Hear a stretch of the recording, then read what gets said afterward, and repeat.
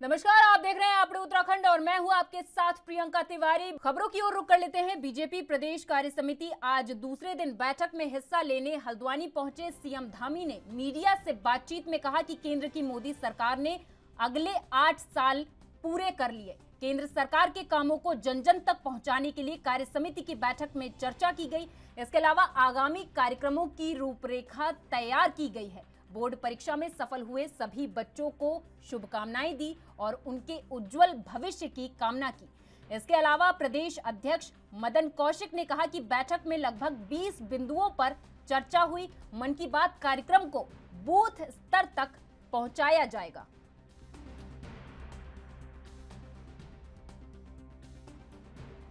हमारे देश के यशस्वी प्रधानमंत्री मोदी जी के 8 साल पूरे हुए हैं और 8 साल में जो बेमिसाल कार्य हुए हैं, जो देश की जनता को उन्होंने समर्पित किया है, भारत का मान सम्मान पूरी दुनिया के अंदर बढ़ाया है, आत्मनिर्भर भारत बनाया, भारत शक्तिशाली भारत बना है, उस संबंध में चर्चा हुई है। बाकी हमारे आगामी कार्यक्रम हैं और पिछले जो हमारे जो सरकार के द्वारा, राज्य सरकार के द्वारा और केंद्र सरकार की जो उपलब्धियाँ हैं, उन सभी पर चर्चा हुई। विस्तार से कल कार्य समिति में कुछ राजनीतिक प्रस्ताव पास होंगे। बाकी जो भी काम और जो हमारे नए बच्चे जिन्होंने इस बार सिविल सर्विसेज में अपनी सफलता प्राप्त की है, उन सभी को हम लोगों ने शुभकामनाएं दी हैं। 10वीं 12वीं के जो छात्र जिनके रिजल्ट आ रहे हैं, उनको भी शुभकामनाएं दी हैं इस बार से। और साथ में जो हिमांशु पांडे जो हल्द्वानी का ही छात्र है, उसने CDS परीक्षा में प्रथम स्थान प्राप्त किया है, उसको भी हम सब लोगों ने अपनी तरफ से बहुत बधाई दी। इसी प्रकार से जो हमारे प्रस्ताव आने हैं, जिनको राजनीतिक प्रस्ताव की चर्चा की है, परंपरा भी यही रही है कि पदाधिकारी चर्चा होकर उसको हम फाइनल करते हैं। इसी प्रकार जो 8 साल मोदी सरकार को हो गए, उस पर भी हम लोगों ने चर्चा की कि उसमें आगे आने वाले कार्यक्रम की किस प्रकार तैयारी करनी है, ये भी हम लोगों ने चर्चा का विषय रखा है, ताकि और कार्यकर्ताओं का और पदाधिकारियों का आचार व्यवहार कैसा रहे, इस पर भी चर्चा की है। और इसके साथ साथ हमने जो एक बड़ा कार्यक्रम है कि जनसंपर्क का, सबको 75 घंटे जनसंपर्क करना, इस पर भी चर्चा है। जो हमारी जनसभा है तो इस प्रकार से 20 ऐसे विस्तृत रूप से चर्चा करती है। और अब आपको सीधे हल्द्वानी लेकर चलेंगे, जहां उत्तराखंड के सीएम पुष्कर सिंह धामी क्या कुछ कह रहे हैं, आप भी सुनिए। या गली में रोड पे जाता था तो वो राम सिंह कड़ा जी कह रहे होंगे, जो हमारे वहाँ पर पूरा मोड़ी मंडल के प्रभारी के नाते काम कर रहे थे। बगल में हमारे मोहनदा है, ये हमारे टल्ला देश में मंच तांडी वाले क्षेत्र में, और बनबसा के इधर वाले क्षेत्र में हमारे फकीर राम जी फकीरदा, ये सब एक से एक लगे हुए थे। आ रहे थे सभी लोग, मोहन सिंह जी भी आए, मुन्नादा भी आए, मनवीर जी, सब लोग। पुरस्कार काला जी की बड़ी ड्यूटी लगी थी, किरण जी तो वहीं किए थे। तो ऐसे मतलब बहुत लोगों का, मैं किस किस का नाम लूं, हमारे केदार का वहां बैठे, ये भी अपना जो है, इनकी भी ड्यूटी नहीं लगी, लेकिन ये ड्यूटी करके चले गए। तो ऐसे बहुत सारे लोग, दिनेश भाई हमारे लगे थे, रोहिला जी आ रहे थे, जा रहे थे। हमारे को जहां जहां नजर जा रही, वैसे सभी लोग जो है कोई ना कोई आया ही था उसमें। सरिता दीदी भी वहां घूम रही थी, पूरा शांति दीदी, सब लगे थे वहां। और मैं कह रहा था सबसे, कुछ लोग यहाँ अजय जी के पास जा रहे थे, अजय जी से कह रहे थे कि मुख्यमंत्री जी ने हमको भेजा है। तो एक दिन इन्होंने मुझसे पूछा कि सबको आपका नाम लेके आ जा रहे हो। मैंने कहा मैंने तो एक को भी नहीं कहा है कि जाओ, नॉट ए सिंगल। लेकिन अब मेरे से सब कह रहे थे, अभी अजय जी भी नाराज हो रहे थे। बीजेपी के हल्द्वानी में हो रही प्रदेश कार्य समिति में पार्टी का नेतृत्व पूरा फोकस 2024 में होने वाले लोकसभा चुनावों पर है, जिसके चलते पार्टी ने कार्य समिति में केंद्र की मोदी सरकार के 8 साल पूरे होने पर प्रदेश भर में उपलब्धियों के प्रचार प्रसार के लिए कार्यक्रम चलाने का निर्णय लिया। इस बीच बीजेपी प्रदेश कार्य समिति बैठक के दूसरे दिन कैबिनेट मंत्री सौरभ बहुगुणा ने ANB न्यूज से खास बातचीत की। इस दौरान उन्होंने क्या कहा, वो आपको सुनाएंगे। हल्द्वानी में बीजेपी कार्य समिति की का आज दूसरा दिन है। मेरे साथ मौजूद हैं कैबिनेट मंत्री सौरभ बहुगुणा जी, उनसे जानते हैं। सर, कैबिनेट यहाँ पर आप पहुँचे हैं बैठक में, क्या आज का एजेंडा रहने वाला है, किस तरीके से आज काम होने वाला है? देखिए, एक रोड मैप तय होना है 2024 के चुनाव को लेके, और प्रदेश की जनता का धन्यवाद करना है कि उन्होंने 2022 के चुनाव में मिथक तोड़ते हुए भारतीय जनता पार्टी की फिर से सरकार बनाई, प्रचंड बहुमत की सरकार बनाई। और चंपावत की जनता का धन्यवाद करना है कि उन्होंने माननीय मुख्यमंत्री जी को रिकॉर्ड के मतों से जिताया। और जो केंद्र की योजनाएँ हैं उनको किस तरीके से लोगों को जोड़ा जा सकता है, लाभार्थियों तक कैसे पहुंचा जा सकता है, उसी रोड मैप पे ये प्रदेश कार्य समिति आज तय करेगी। आज किस तरीके से, और क्योंकि आप सभी मंत्रिमंडल के यहाँ सदस्य मौजूद रहने वाले हैं, कुछ विकास कार्य में भी चर्चा होनी है, कुछ सहभागिता को लेकर? नहीं, होनी है। देखिए, पूरी सरकार की समीक्षा बैठक है, सरकार कैसे काम करेगी, क्या उसके रोड मैप होगा, क्या क्या योजनाएँ धरातल पर उतारनी है, कैसे जो हमने 2022 में जनता को वादे किए थे उनको धरातल पर उतारना है, उन सब के ऊपर चर्चा है। और मुझे लगता है बहुत अच्छी चर्चा भी होगी और निष्ठापूर्ण तरीके से हम सब उसका जो है निष्ठावान तरीके से उसका पालन भी करेंगे और जनता से जो वादे किए थे वो पूरे किए हैं। सर, बात करें सौरभ बहुगुणा जब मंत्री बने तो उसका एक अलग ही फ्लेवर में दिखाई दे रहे हैं। लगातार आपका निरीक्षण जारी है, लोगों के बीच में जा रहे हैं। जो विभाग आपको मिले हैं, आपने पहले ही कह चुके हैं कि मुझे यहाँ पर पलायन रोकने को लेकर के एक मेरा कदम उठाना है, उसको लेकर अब क्या आपकी तरफ से कार्य किया? देखिए, ये सरकार युवा सरकार है। माननीय मोदी जी का सपना है कि आने वाला दशक उत्तराखंड का होगा। उस सपने को पूरा करने के लिए हम सब लगातार मेहनत कर रहे हैं। और मेरा मोटो ये है कि सरकार आपके द्वार, इसीलिए मैं जनता के बीच में हूँ, जनता के बीच जा रहा हूँ, लोगों से मिल रहा हूँ, लोगों की परेशानी देख रहा हूँ, लोगों को क्या क्या कैसे मदद हो सकती है। जब आप जनता के बीच में जाएंगे तभी आपको सही पिक्चर पेंट होती है। ऑफिस में बैठ के सही पिक्चर आपको नहीं दिखती है। तो एक कोशिश है कि लोगों तक पहुँच जाएँ, लोगों से जो वादे किए थे वो पूरे करे जाएँ, और क्या एक्चुअल धरातल पर मुश्किलें हैं, परेशानियाँ हैं, उनको दूर कैसे किया जाएगा वो आपको पब्लिक के बीच में रह के ही पता चलता है। गन्ना समिति का विभाग आपके पास है, आपने निरीक्षण भी किया है मिलों का, क्या स्थिति है सर? और आपने आगे भी कहा है कि बेहतर बनाया जाएगा, किस तरीके से उसमें काम? गन्ना किसानों के लिए हमने लगातार, क्योंकि मैं खुद एक ऐसी क्षेत्र से आता हूं जो गन्ना किसानों से प्रभावित है, चीनी मिल से प्रभावित है, तो मुझे मुश्किलें पता है। और मैंने जैसे ही आया, मैंने 505 करोड़ का हमारा बैलेंस था गन्ना किसानों का। आज के दिन वो बैलेंस 70% कम हो चुका है। सिर्फ 140 करोड़ की देनदारी सरकार की बच गई है। मॉडर्नाइजेशन की तरफ हम ले जाना चाह रहे हैं मिलों को। माननीय मुख्यमंत्री जी से चर्चा हुई है और उम्मीद करूँगा कि बहुत जल्द उस पर एक समीक्षा बैठक भी माननीय मुख्यमंत्री जी हमारे इस विभाग की लेंगे। और मेरा मानना ये है कि अगर मिलों को चलाना है तो सुचारू रूप से चलाना है, और उसके ब्रेकडाउन और उसकी रिकवरी अगर बेटर करनी है तो मिलों को मॉडर्नाइजेशन करना है। सर, चारधाम यात्रा अपने स्वभाव पर है, कहीं ना कहीं उसमें जो खबरें आ रही हैं, जो यहाँ पर जो जानवर हैं उनको कहीं ना कहीं दिक्कतें हो रही हैं, उनकी मृत्यु भी हो रही है, उस पर क्या आपने हालांकि कदम उठाया, आगे ठोस कदम और क्या? देखिए, मैं खुद वहाँ पर होकर आया गौरीकुंड में। वहाँ पे खच्चरों मालिक से, हमारे SDMs थे, पब्लिक थी, सबसे चर्चा करके आया हूँ। और पिछले 7 दिन का अगर आप ग्राफ देखेंगे तो बहुत ज़्यादा फ़र्क आया है। मृत्युओं में भी कम हुई हैं, चालान भी ज़्यादा हुए हैं, FIR भी ज़्यादा हुई हैं। जो घोड़े जिनकी तबीयत ठीक नहीं थी या जो कमज़ोर थे उनको हमने ऊपर जाने से रोका है। तो लगातार हमारी डॉक्टरों की, पुलिस की और हमारा प्रशासन की टीम वहाँ पे लगी है। और मैं आपके चैनल के माध्यम से भी सारे पशु मालिकों से और यात्रियों से भी निवेदन कर रहा हूँ कि आपकी यात्रा सुखद और खुशहाल बनाने के लिए ये जो हमारे बेजुबान जानवर हैं ये बहुत मेहनत कर रहे हैं, इनका ध्यान रखिए, इनके साथ क्रूरता मत होने दीजिए। और मैं बस इतना ही आप सबसे निवेदन करूँगा कि आपकी यात्रा मंगलमय भी हो, शुभ भी हो, लेकिन किसी जानवर की जान जाए वो कहीं ना कहीं वो ठीक नहीं है। तो आप लोग उसका ध्यान दीजिए। सर, आपसे आखिरी सवाल बहुत ही अहम है, इसमें यह है कि सर जो पलायन को लेकर के आपने लगातार बातें की हैं, आपने उसमें काम भी किए हैं। उत्तराखंड का बनाने का उद्देश्य यही था कि पलायन कहीं ना कहीं रुक सके और यहाँ पर रोजगार मिल सके। उसको लेकर के आप लगातार कार्रवाई कर रहे हैं, लोग उम्मीद भी लगा रहे हैं आपसे।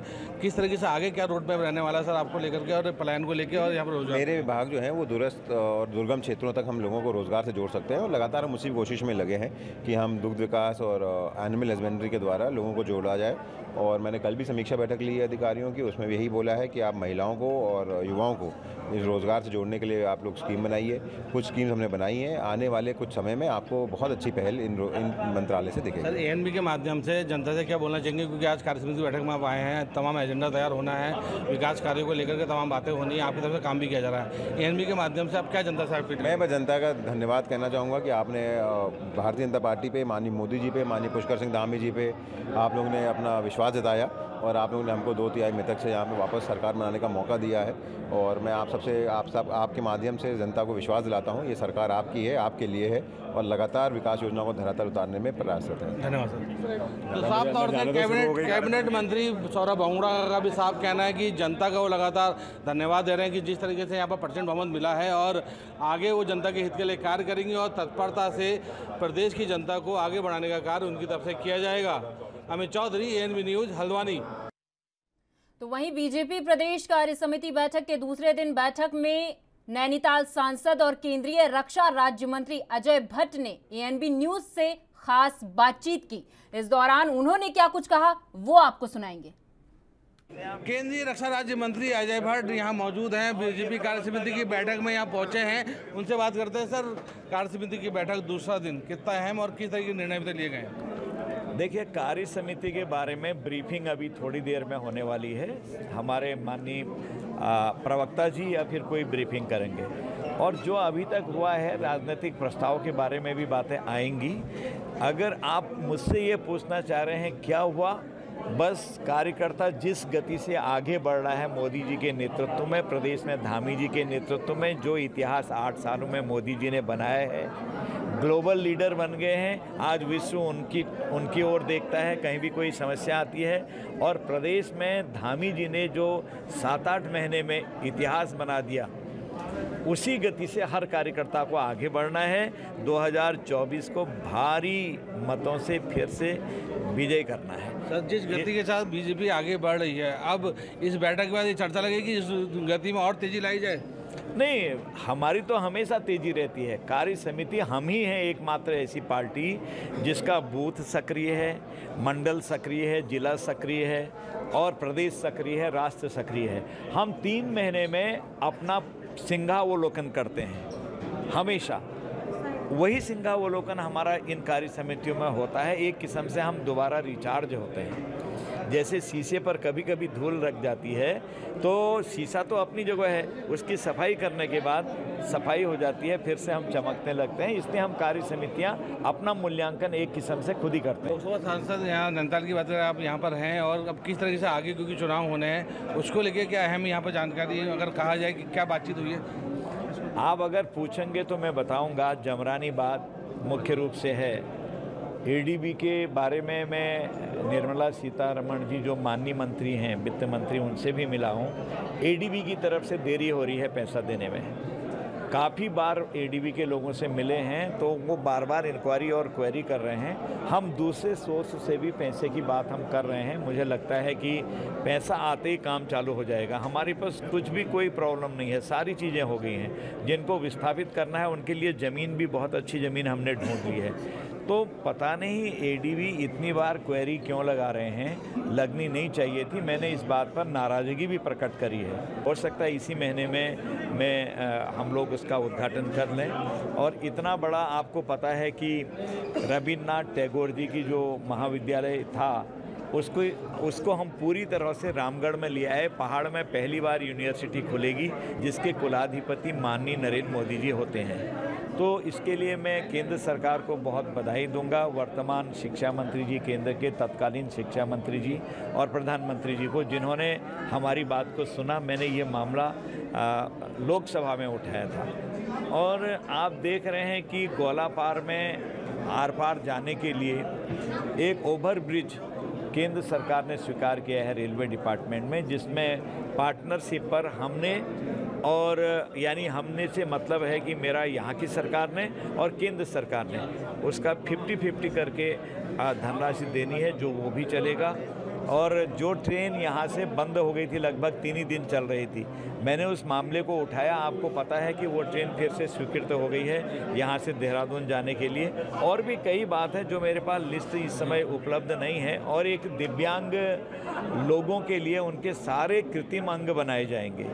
और सबसे बड़ी बात है कि जसपुर में आकाशवाणी का रिले सेंटर नहीं, पूरा केंद्र खुल गया है। जो पलायन और रोजगार का जो बहुत बड़ा मुद्दा उत्तराखंड है, जिसके लिए उत्तराखंड बनाया गया था, वो जश का तस है। जनता जो लगातार इस चीज़ को लेकर यहाँ पे दोबारा भरोसा जताया, इस बार अब किस तरीके से जनता को विश्वास जताएंगे? पूरी तरह से हमारी सरकार का ध्यान है पलायन और रोजगार पर। लोग इसको अनावश्यक हवा भी दे रहे हैं। विपक्ष ने तो इसको पिछले चुनाव में मुद्दा बनाया था। 4 राज्यों के जो चुनाव हुए, 5 राज्यों के, आपने देखा 4 राज्यों में हम बहुत बड़ी बहुमत से जीत के आगे हैं। ये मुद्दा क्यों है, कैसे है, लोग सब जानते हैं। उसके निराकरण को कोई कर सकता है तो मोदी जी ही कर सकते हैं। एक से एक योजनाएं बेरोजगारी को दूर करने की हमने चलाई हैं और यहाँ पर हमारे मुख्यमंत्री जी के नेतृत्व में योजनाएं चल रही हैं। अंदर चर्चा हुई है और 24 बहुत सारी चर्चाएं हुई हैं अंदर। अभी हमारी तरफ से ब्रीफिंग होने वाली है, ब्रीफिंग आपको मिलेगी। अजय भट्ट का भी साफ तौर से कहना है कि यहाँ पर जो जनता है वो अंतिम छोर तक यहाँ बीजेपी सरकार पहुँचेगी उस व्यक्ति पर और उनको कहीं ना कहीं यहाँ पर सहूलियत देने का काम करेगी और उत्तराखंड के विकास के लिए लगातार कार्य भाजपा सरकार की तरफ से किया जाएगा। Amit Chaudhary, ANB news, Haldwani. BJP प्रदेश कार्य समिति बैठक के दूसरे दिन बैठक में दौरान पूर्व मुख्यमंत्री और पूर्व केंद्रीय मंत्री और हरिद्वार से सांसद रमेश पोखरियाल निशंक ने ANB न्यूज से खास बातचीत की। आप भी सुनिए। रमेश पोखरियाल निशंक जी मेरे साथ हैं, बैठक में पहुंचे हैं। सर, आज आप बैठक में पहुंचे हैं, किस तरीके का अभी तक यहाँ पर एजेंडा तैयार हुआ है सर, किन मुद्दों पर चर्चा की गई है? ये हमारी प्रदेश कार्य समिति है और आपको तो मालूम ही है कि इस समय बहुत उत्साह है हमारे कार्यकर्ताओं में। जहां मोदी जी के 8 वर्ष सुशासन के, उनके सेवा के, समर्पण के, गरीब कल्याण के और हिंदुस्तान को शिखर पर पहुंचाने के ये जो ऐतिहासिक 8 वर्ष रहे हैं, उन 8 वर्षों को पूरा होने के समय में हमारी ये कार्य समिति हल्द्वानी में हो रही है उत्तराखंड की। इसलिए सारी कार्य समिति प्रधानमंत्री जी को शुभकामना देने के लिए, उनको बधाई देने के लिए और उनको यह आश्वस्त करने के लिए कि जो उनका आशीर्वाद हमको उत्तराखंड के लिए मिल रहा है, हम उसको और पुख्ता करेंगे, मजबूत करेंगे और इसको जैसे उनकी इच्छा है कि अगला जो दशक है वो उत्तराखंड का दशक हो, तो निश्चित रूप में एक इतिहास होगा उनके नेतृत्व में, जब उत्तराखंड अपनी सफलता की ऊंचाइयों को छुएगा। सर, लोकसभा चुनाव को लेकर भी कोई चर्चा की गई? कोई चुनाव में कहीं ना कहीं सब की है, बहुत सारे बिंदुओं पर चर्चा हुई है और लोकसभा तो 2024 तो देश ने मन बना दिया कि वो मोदी जी को जो समर्थन 2017-19 में मिला, 14 में मिला, फिर 19 में मिला, उससे कई गुना ज़्यादा समर्थन 24 में मिलने वाला है और उत्तराखंड तो एक तरफा है। और रमेश पोखरियाल निशंक की बात करें, बेहतरीन व्यक्ति आप जाने जाते हैं, प्रदेश का नेतृत्व कर चुके हैं। आगामी अगर समय में किस तरह देखते हैं उत्तराखंड की जनता के लिए, किस तरह के यहाँ पर नए आयाम बीजेपी जोड़ने वाली है? देखिए, मैंने कहा ना कि हम एक मॉडल स्टेट बनाएंगे। जो हमारे वर्तमान मुख्यमंत्री हैं, यंग हैं पुष्कर धामी, उनके नेतृत्व में रात दिन खप करके उनकी जो पूरी टीम है वो खपेगी और प्रधानमंत्री जी का सानिध्य मिल ही रहा है, उनका आशीर्वाद मिल ही रहा है। ये प्रदेश एक मॉडल स्टेट के रूप में आगे बढ़ेगा, ऐसा मेरा भरोसा है। चारधाम यात्रा इस समय बड़ा मुद्दा है। विपक्ष लगातार आरोप लगा रहा है कि जो सरकार है वो चारधाम यात्रा सुचारू रूप से नहीं करा पा रही है, मृत्यु हो जा रही है यहाँ पर। किस तरह उनको पता है, उनको ये पता होना चाहिए कि कुल जितने पूरे वर्ष में यात्रा नहीं होती थी, अकेले 1 महीने में हो गई और किस तरीके से 2 साल के बाद किस तरीके से लोग आ रहे हैं। लेकिन गवर्नमेंट बहुत अच्छे तरीके से संचालन कर रही है और नियंत्रण करने की कोशिश कर रही है और नियंत्रण, इतने बड़ी तादाद में लोग आ रहे हैं आप सोच नहीं सकते। लेकिन गवर्नमेंट पूरी ताकत के साथ जुटी हुई है कि व्यवस्थाएं और सुदृढ़। आम तौर से रमेश पोखरियाल निशंक जी का भी साफ कहना है कि जो भारतीय जनता पार्टी की सरकार है उत्तराखंड की जनता के हित में लगातार कार्य करेगी और आज जो बैठक की गई उसमें तमाम बिंदुओं पर चर्चा की गई है और उन्हीं पर चर्चा करने के बाद भारतीय जनता पार्टी आगे का कार्यक्रम यहाँ पर तय करेगी। Amit Chaudhary, ANB news, Haldwani. उत्तराखंड में बढ़ते एडवेंचर टूरिज्म को देखते हुए जल्द ही पर्यटन विभाग महाभारत ट्रेल शुरू होने वाला है, जिसमें ट्रेकिंग के शौकीन सैलानियों को महाभारत काल के पैदल रास्ते से घुमाने का काम किया जाएगा। जिन रास्तों पर महाभारत काल के समय पांडव गोत्र हत्या का पाप मिटाने के लिए गए थे, राज्य के पर्यटन मंत्री सतपाल महाराज ने कहा कि अभी तक पर्यटन विभाग की जिन नीतियों के चलते विसंगतियां पैदा हुई थी उन्हें दूर करने का काम किया जा रहा है। इस तरह की ट्रैकिंग से राज्य में पर्यटन को बढ़ावा मिलेगा, तो वहीं साथ ही स्थानीय लोगों को रोजगार के आयाम भी मिल पाएंगे। इसके लिए हम लोग कर रहे हैं क्योंकि लोगों ने रुचि जाहिर की है और पर्वतारोहण के लिए लोग काफ़ी रुचि दिखा रहे हैं, तो निश्चित रूप में इसको हम करेंगे और इसमें इसकी सारी जो विसंगतियां हैं वो दूर करेंगे और इसमें और प्रोत्साहन दिया जाएगा। आने वाले भविष्य में हम लोग चाहते हैं कि महाभारत ट्रेल को हम जो है एक लाएं और जहां जहां अपने गोत्र हत्या से मुक्त होने के लिए पांडव जो है भगवान शंकर के दर्शन करने के लिए गए, केदारनाथ धाम में दर्शन करने के लिए गए, उसी मार्ग पे हम चाहेंगे कि हमारे यात्री भी चलें और पैदल चल करके पहुँचे। बड़ा सुरभ्य स्थान है और उसके रास्ते में अनेक मंदिर हैं जो और भी जीवंत हो उठेंगे। तो मेरा ये मानना है कि उस ट्रेल को भी हम जो है अब चाहते हैं कि उसको हम उसकी पॉसिबिलिटी। केंद्र में नरेंद्र मोदी सरकार के 8 साल पूरे होने के उपलक्ष्य में सेवा, सुशासन और गरीब कल्याण कार्यक्रम का तमाम जगहों पर आयोजन किया जा रहा है। इसी के तहत अल्मोड़ा पिथौरागढ़ संसदीय सीट से सांसद अजय टम्टा ने प्रेस वार्ता कर बीजेपी सरकार की उपलब्धियों के बारे में जानकारी दी। इस दौरान सांसद अजय टम्टा ने कहा कि केंद्र सरकार ने पिछले 8 सालों से गरीबों और वंचितों के लिए कई कल्याणकारी योजनाएं चलाई हैं। साथ ही हर जरूरतमंद व्यक्ति को घर, बिजली, पानी देने का काम किया है। उन्होंने दावा करते हुए कहा कि 70 साल के इतिहास में बीजेपी सरकार में सभी कामों पर 100% काम किया गया है। गरीब कल्याण की योजनाएं, वंचित समाज की योजनाएं हैं। हर घर को शौचालय देने से लेकर, घर देने से लेकर, पानी, बिजली देने से लेकर के, घर के गैस के कनेक्शन देने से लेकर के सारे काम इस देश के प्रधानमंत्री जी के माध्यम से 70 साल की आज़ादी के बाद 100% करने का काम किया है। और साथ ही देश के अंदर जो NH की रोडें हैं या ऑल वेदर रोड है या भारतमाला के काम हैं, ऐसे सभी कामों से देश की गति को तेज करने का काम है। वहीं दुनिया में भारत के सम्मान को, गौरव को बढ़ाने का काम भी देश के प्रधानमंत्री भारतीय जनता पार्टी की सरकार ने किया है। और इसीलिए देश के प्रधानमंत्री जी के 8 वर्ष और भारतीय जनता पार्टी की सरकार के 8 वर्ष के कारण ही दोबारा से चुनाव 2019 में परिणाम जनता ने दिए। जब बेनिफिशियरी को फायदा हुआ, जनता के लोगों को लाभ हुआ, उसका लाभ देकर के उन्होंने काम किया। और इसी का परिणाम है कि भारतीय जनता पार्टी की सरकार उत्तराखंड राज्य के बनने के बाद कोई भी सरकार रिपीट नहीं होती थी। ये रिपीट होने के पीछे भी वही कारण है कि जनता ने सरकार के कामों पर मोहर लगाई है। और इतनी समस्याओं के बाद भी कोविड के टीकाकरण हुए, गरीब कल्याण की योजनाओं का लाभ मिला है, किसान सम्मान योजना का लाभ देश के सभी किसानों को मिला है। और कोविड जैसी बीमारी के टाइम पर भी देश के अंदर व्यवस्थाएं ना डगमगाएं, विकास कार्य आगे बढ़ते रहे। इसी का ये परिणाम है कि 2014 के बाद 8 साल के कालखंड पर पूरे देश की जनता ने मोहर लगाई है। और इसका ये परिणाम है कि हमारे मुख्यमंत्री के बाई इलेक्शन पर 93% मतदाताओं ने सरकार के, प्रदेश सरकार के, केंद्र सरकार के कामों पर मोहर लगाई है।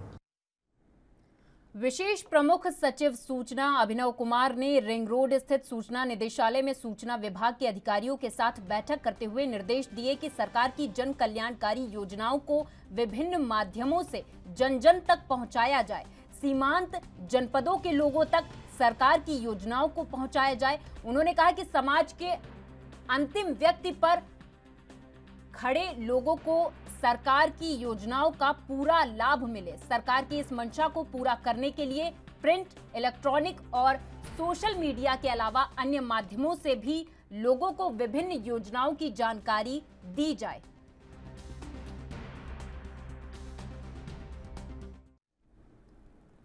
ऋषिकेश के भरत विहार में डीएम देहरादून के नाम दर्ज सरकारी भूमि पर अवैध कब्जा कर निर्माण किए गए हैं। यही नहीं, गलत खसरा नंबर दिखाकर दर्जनों रजिस्ट्री अभी भू माफियाओं ने कर दी है। मामला संज्ञान में आने के बाद एमडीडीए ने कई निर्माण को सील किया, जिसके बाद डीएम देहरादून ने खुद स्थलीय निरीक्षण कर अवैध निर्माण को ध्वस्त करने के निर्देश तहसील प्रशासन को दिए। करीब 1 महीना बीतने के बाद भी तहसील प्रशासन ने अवैध निर्माण को ध्वस्त करने की दिशा में कोई कार्रवाई नहीं की है। ऐसे में तहसील प्रशासन की कार्यशैली पर सवाल उठने लाजमी है। कार्रवाई नहीं होने पर भूमाफियाओं के हौसले बुलंद नजर आ रहे। तहसील दिवस के अवसर पर ऋषिकेश पहुंचे डीएम डॉक्टर राजेश कुमार से एक स्थानीय निवासी ने ध्वस्तीकरण की कार्रवाई नहीं होने को लेकर शिकायत भी दर्ज कराई है। डीएम का कहना है कि गलत तरीके से हुई दर्जनों रजिस्ट्री की जांच की जा रही है। जांच के बाद मामले में अग्रिम कार्रवाई की जाएगी।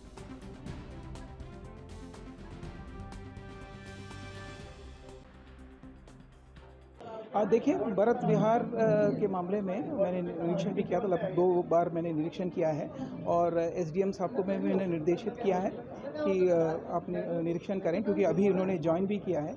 और इस संबंध में रजिस्ट्रीज का भी हम लोगों ने हवाला लिया है और इसमें रजिस्ट्रीज अगर इस बीच में गलत तरीके से हुई हैं तो उन पे भी कार्रवाई हम लोग करेंगे। सर, तुष्टिकरण के निर्देश दिए थे ना आपने, तो उसमें एक्शन कैसे लेते? देखिए, इसमें क्योंकि मामला जो है कोर्ट में सब जुडिस था और कोर्ट माननीय उच्च न्यायालय ने इसमें स्टेटस को बनाने के लिए कहा था, तो जो तहसील प्रशासन है उसने एमडीडीए को रिक्वेस्ट किया कि जो कंस्ट्रक्शंस हैं अवैध हैं, उसी बेसिस पे ये जो भी कंस्ट्रक्शंस हैं वो सील किए गए हैं। अब हमारी बात अभी एमडीडीए से हुई है, वो भी विधिक प्रक्रिया के अनुसार अगर उसमें दस्तीकरण की कार्रवाई अगर कोई बनती है तो वो भी किया जाएगा। और मेरे साथ इस खास पेशकश में बस इतना ही। आप देखते रहिए ANB न्यूज़। नमस्कार।